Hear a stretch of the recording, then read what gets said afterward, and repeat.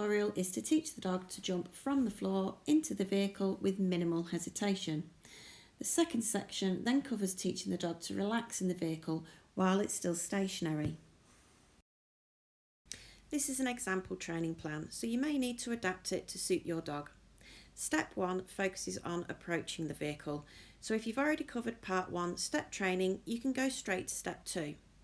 Step 2 uses the platforms to encourage the dog to jump in. If you're not using platforms, you can use the same process to gradually shape the dog to jump into the vehicle from the floor. In step 3, we remove the platforms, and step 4 puts jumping in on cue. As a rough guide, I look to achieve 5 consecutive successful repetitions at each stage before progressing to the next. Step 1. Approach and remain on a loose lead next to the locked vehicle.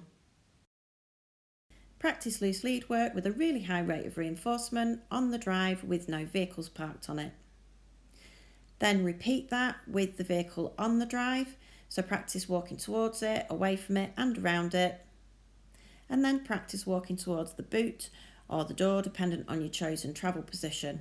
And you want a really nice positive approach, so don't worry if the dog is a little bit ahead of you. And then build up some time remaining stationary by the vehicle, so that gives you time to get your keys out and practice unlocking it, which you can incorporate into the training too. Step 2, jumping into the vehicle using the platform or steps. This is the first session of jumping in, so the car has been preloaded with lots of treats and goodies to make it really inviting. I'm ready to reinforce any movement towards the vehicle, so any investigation, sniffing, putting a feet on the bumper, or hopefully even jumping in.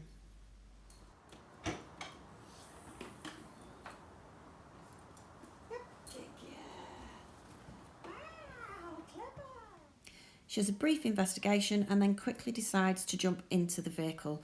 So I add lots more treats, even though there are already treats in there. You want to make this a huge jackpot, particularly if they choose to jump into the vehicle the first time. So point the treats out, add more, just make a really good game of it.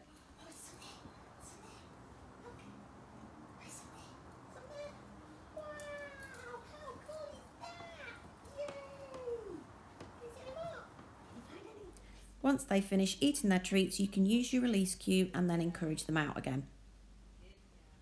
Then we need to prepare the boot for the next repetition.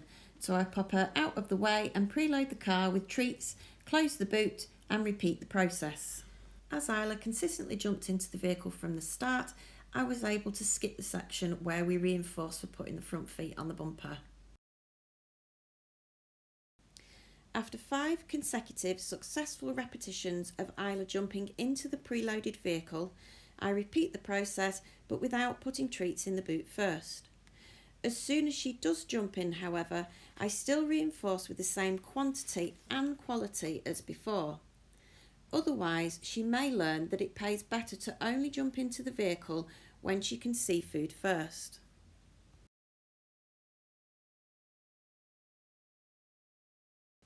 Step 3. Removing the platform. If the dog has a history of pain, you may choose to continue using one platform. This is the step section that we were using previously. It's really light, so it's easy to chuck on your back seat and take with you when you finally get your life back and start to go places again. If pain's not a factor, then you can remove the step platform and just use the large one.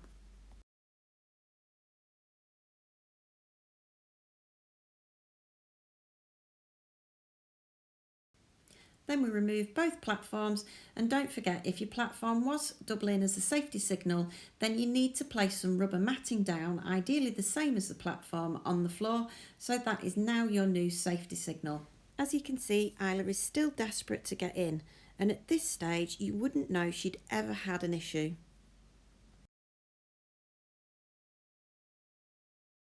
Step 4. Car manners.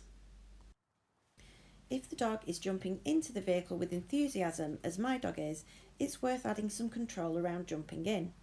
This will help to reduce the likelihood of the dog jumping in early and possibly hurting themselves. If your dog is quite calm and controlled already, You may decide to do this at a different point.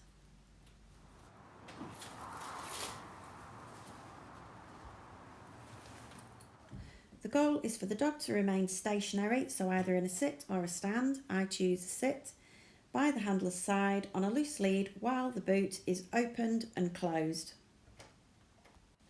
While we've been training so far, the boot opening has been a cue for the dog to jump in. So to make sure that they understand we're playing a slightly different game now, we build it up really slowly. So to start off with, I just touch the boot, and if the dog remains in position, they're reinforced. Then I may clip the boot so it makes the noise to unlock, and you'll notice when I did that with Isla, you see a little jump forwards. But again, the boot's closed, so it's clear that she can't get in, and she's reinforced for that. And then we gradually move in small increments until we can fully open and close the boot with the dog remaining stationary next to the handler. If you're using a marker word, then say the marker word when the boot is at the widest, close the boot and then feed the treat. Make sure that you do close the boot rather than leaving it partly open, as I do here, just to prevent any accidents if the dog does suddenly decide to jump in.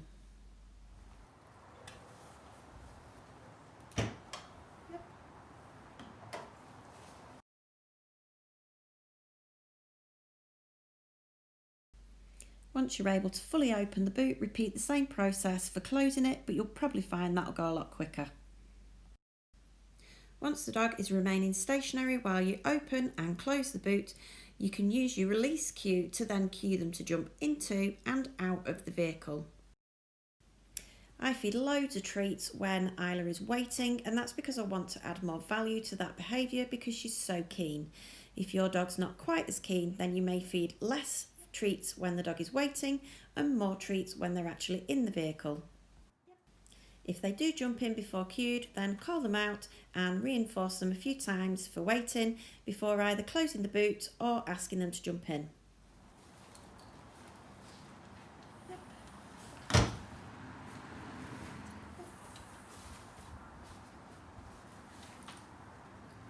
Yep.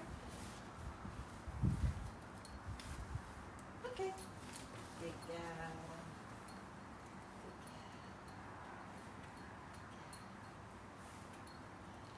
Okay. Sit. Yep.